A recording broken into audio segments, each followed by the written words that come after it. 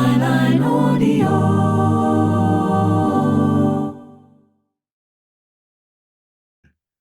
Hello and welcome to the Byline podcast from the Byline Times. It's what the papers don't say, what radio doesn't report, and what telly doesn't tell you. This time, after Rish's rainfall, will the sun shine on Keir Starmer? We'll be discussing the influence of Britain's best-selling tabloid and its owner, Rupert Murdoch, on the 2024 election. The Prime Minister fired the starting gun for the polls in bizarre circumstances. He was drenched in a Downing Street downpour, the Wally without a brolly, fighting against the background noise of things can only get better, Tony Blair's election theme when he won a landslide victory in 1997. Anyone who has read Alistair Campbell's diaries will know how obsessively Campbell, Blair and New Labour attempted to court Murdoch in the run-up to that vote, seeing the Sun in particular as the key to number 10. Conversely, they'll know that 5 years earlier, John Major defied the odds to defeat Neil Kinnock, leading to the infamous headline, "It's the Sun what won it," for the Conservatives. But does the paper and its Australian-American owner wield the same influence in the internet age? And will Murdoch cause a minor political earthquake by encouraging voters to turn left at the polling booth rather than right? We're going to discuss this with Brian Cathcart, former Professor of Journalism at Kingston University in London, one of the founders of the Hacked Off campaign, and the Byline Times political editor, Adam Bienkov. Welcome both. Adam, you suggested on a podcast recently here on Byline that Murdoch might give Starmer his backing. What's your feeling now?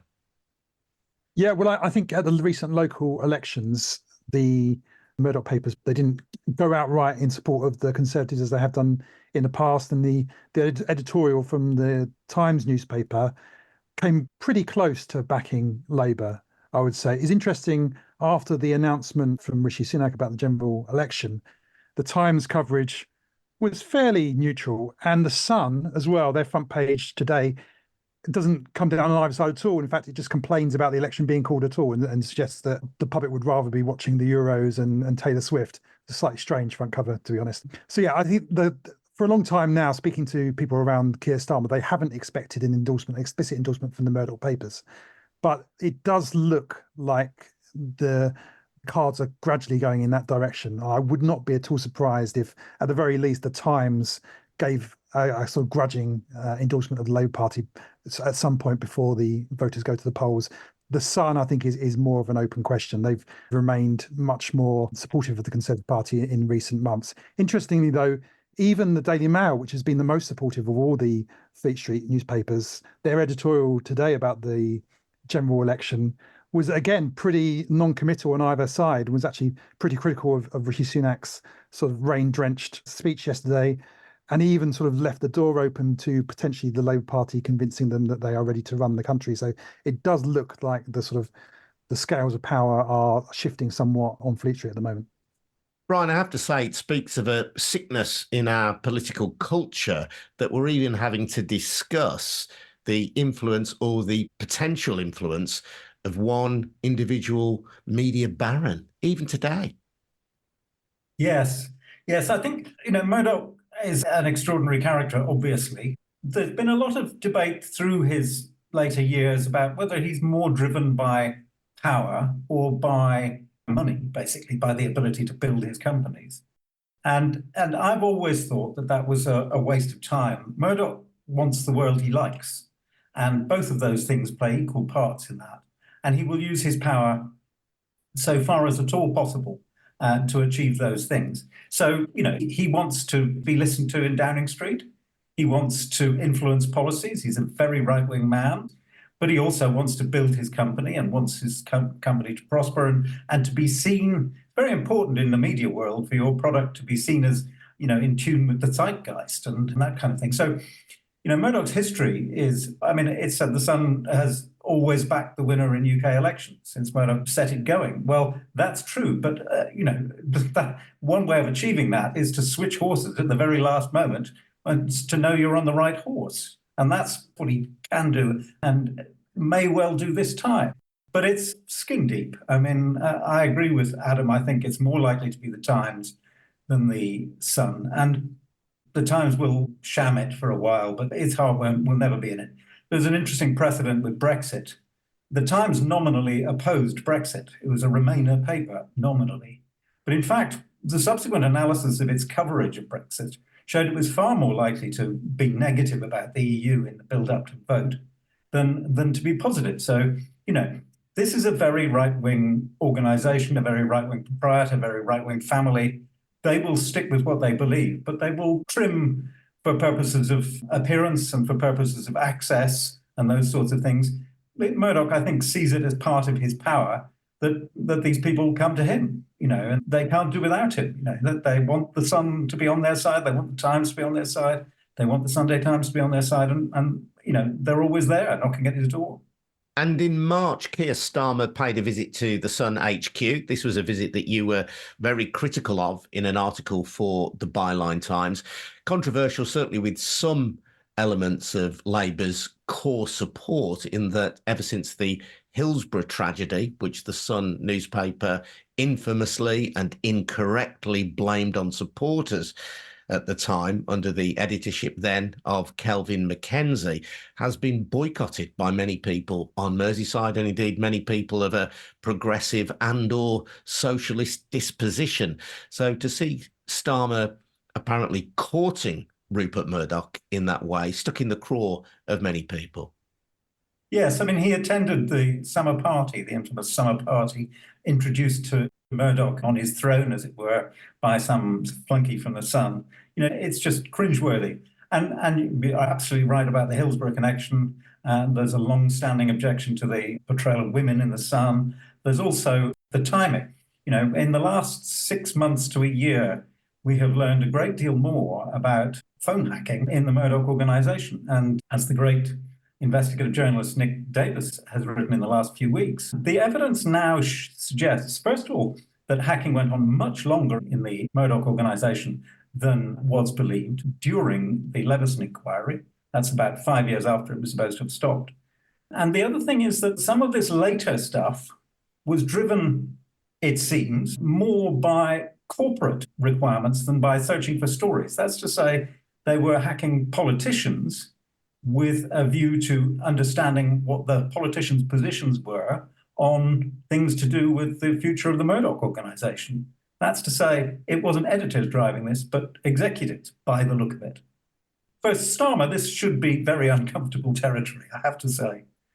Adam, in terms of policy, Starmer has come under pressure in relation to his position on workers' rights. Is there any evidence of a rightward drift to satisfy Rupert Murdoch? Certainly critics of Starmer, even within the Labour Party, would accuse him of being Tory light rather than a true socialist. Do you think there's any evidence of him attempting to appease Murdoch by shifting policy in a direction that the press proprietor would approve of?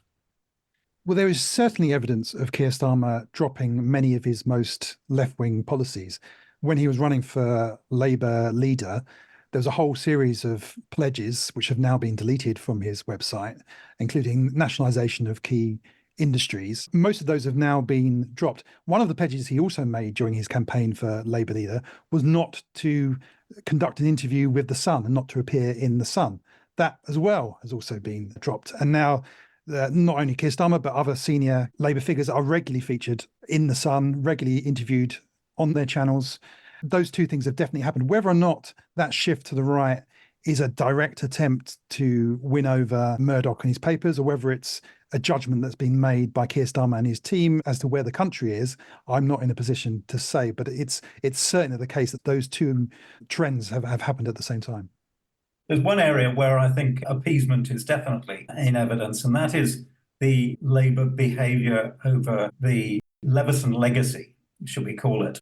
So the current shadow culture secretary is Thangam Debonair, and she has very recently been quoted saying, contrary to all previous Labour policy, we will do nothing about improving regulation of the press. We'll do nothing about Leveson 2, the second phase of the Leveson inquiry into criminality in the press. We will do nothing to change the law that might get in the way of the press. She repeats essentially the press industry arguments, that's the mainstream national press industry argument, that anything to do with regulation, any restraint, is the death of press freedom. And that, of course, was not the view of Ed Miliband or indeed of Lord Justice Leveson, or back in 2013 of David Cameron. One thing that seems clear, Adam, is that at the moment, at least, it doesn't look as though Starmer is going to face the outright hostility that Jeremy Corbyn faced, either from The Sun or from The Times. So he was almost a hate figure, certainly for The Sun. Well, we'll see. I mean, there was a lot of coverage in recent weeks and months, particularly at the Daily Mail, over the allegations against Angela Rayner, and we'll see what happens with that. There's also been a sort of number of stories that have been kicking around for a long time about Keir Starmer, and we'll see how much coverage they receive during the course of this campaign. But it's certainly the case that the overall attitude of the press is much more favourable to Starmer than it ever was to Jeremy Corbyn. The way that he is treated generally by the UK press is vastly different to the way that Jeremy Corbyn was treated. I think in large part that's down to the differing politics, the way that Starmer has shifted his politics, but also down to the fact that he looks overwhelmingly likely to win. And as we've already discussed, not just the Murdoch papers, but lots of the papers don't want to be backing, aside from some of the most ideological ones, don't want to be backing a losing candidate. And I think that's largely where we are with that. Of course, we have got a long way to go during the course of this campaign. But I wouldn't be surprised if there wasn't some kind of attempt to sort of dig over Keir Starmer's record as a human rights lawyer in particular, and to try and get some of the allegations that we've heard, most of which we've heard repeatedly over the years, and particularly when Boris Johnson was Prime Minister. I wouldn't be surprised if we saw those coals being raked over once again. Yes, indeed. These are allegations around Keir Starmer defending people who would generally be regarded as pretty unsavoury, ignoring the fact that there is a taxi rank principle applied and that you are duty bound to represent whoever is next up on the list, which has been the situation with some of the cases that Starmer has been involved in defending. Yes, absolutely. There was various attempts, particularly when Boris Johnson was Prime Minister, to make those allegations stick. They've never really caught on. And the Angela Rayner story, that doesn't seem to have had any impact on voters. And I think the press can see that none of these attempts have actually made any difference to the Conservative Party's poll ratings, which seem to be going in the opposite direction. But, we shall see. I'm sure the Conservative Party research team have got lots of stuff that hasn't had much coverage over recent years, and we may see that emerging in the coming weeks. Brian, I suppose there's a bigger question here about how important The Sun in particular is these days. I believe it is still Britain's best-selling tabloid, but of course people receive their news now in a very different way than they traditionally have done in this country. I think Mail Online is the biggest website. That's not a Murdoch website. People consume their news and political information through outlets like the Byline Times and through, shall we say, less reputable outlets via Facebook and X and so on. Does The Sun, do you think, still carry the same kind of clout that it once did? Well, I would say there's not much that's less reputable than The Sun, but I think there is a paradox here, which is that print sales have gone through the floor. And it's interesting you say that they're probably the top-selling tabloid. We don't know, because so bad are the sales that they won't tell us the figures, but they're very bad. And I think that there's a distinct possibility that the accountants in the Murdoch organisation are saying, look, there is no commercial reason to print The Sun anymore. That side of it just doesn't make money. We would save a lot of money if we stopped putting it on paper and driving around the country in lorries. So in that sense, of course, The Sun is kind of retrograde and lost. But like all of the Fleet Street legacy brands, they have kind of rather belatedly and finally made a pretty impressive transition to the internet, to social media. So these are very powerful media organizations, and they can push the copy that they produce, which they produce in very large volumes. They can push it onto all our screens and onto all our phones with incredible effectiveness. They have a phenomenal reach, and they make a lot of money doing it. It's not 5 million or 4 million copies anymore, but The Sun is powerful. So, yeah, they generate the talking points. That's right. Absolutely. And not only that, they generate the emotion that goes with it. They pressurize readers into feeling about these stories. They want to generate anger, and they're very divisive. That's the way social media works. Want to get people excited. That's the way clickbait works. That's to say, the more you do this, the more people come to you and click on your stuff and want to follow it up. So these are still very powerful organizations, particularly in the collective across the right-wing press. They're hugely influential. So it's worth having them on your side. And I think it's true that Starmer is getting a much less turbulent ride than Corbyn did. It was hardly possible to match in a way, especially since he has done virtually everything he can, as we were saying, to neutralize it. There's another side to this, and I'm going to drop a name now, as it were, an old name. Back in early 1997, that's to say before the election which brought Tony Blair to office, I found myself in a position to put a couple of questions to Paul Dacre, then editor of the Daily Mail.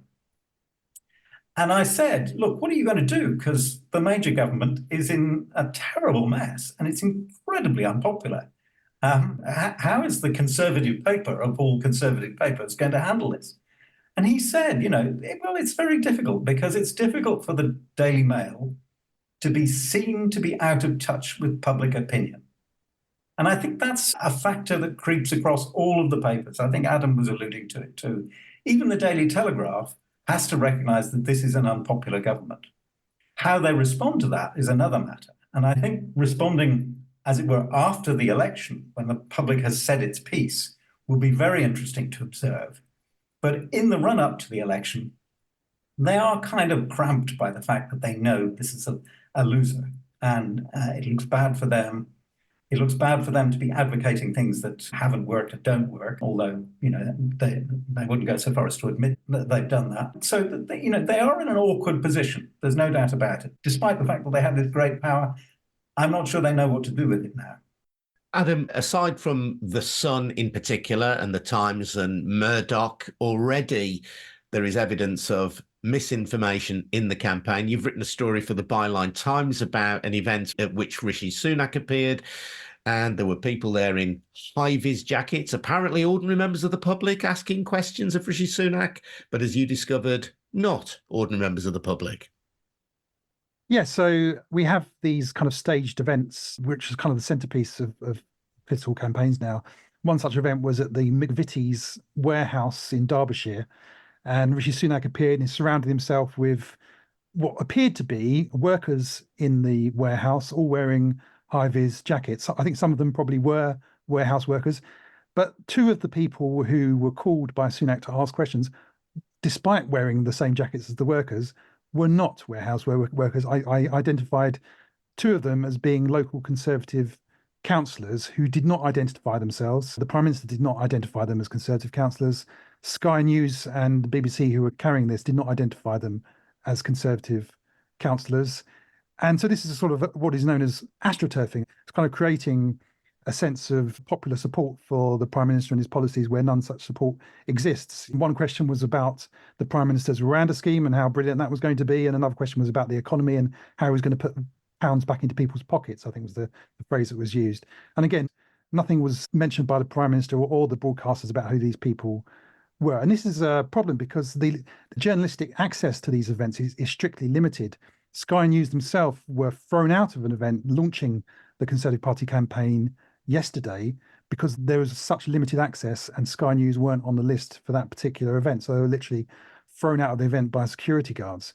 And so I think this is going to be a real problem during the course of this campaign, that we're going to get these kind of staged events taking place. Certainly on the Conservative side, we'll see what happens with Labour as well. But this does seem to be a sort of running trend with the Conservative Party. Just a couple of months ago, I identified another similar event where it was widely reported by various papers that there had been a protest against Angela Rayner, where tax protesters had held up banners against her and called for her to be investigated. Again, at that point, I identified one of the individuals on this protest as a Conservative councillor and later confirmed that the other people protesting were also Conservative councillors.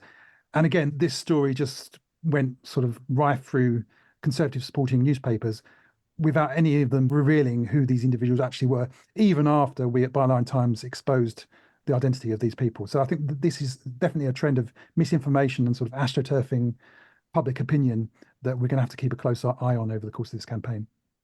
Adam, thank you. Thanks also to Brian Cathcart. We will, of course, be keeping across all of these kind of stories over the coming weeks here on the Byline podcast. And don't forget as well, we've got some fantastic new offerings as well via Byline Audio. We're going to have Byline Times Live with people like Adam and Peter Dukes and Hardeep Matharu. You can also listen to utter bollocks, dare I say, with Otto English and John Mitchinson. Just follow Byline Audio on X or look out for bylineaudio.com for all of our various podcast offerings. I'm Adrian Goldberg. This has been the Byline podcast, funded by subscriptions to the Byline Times.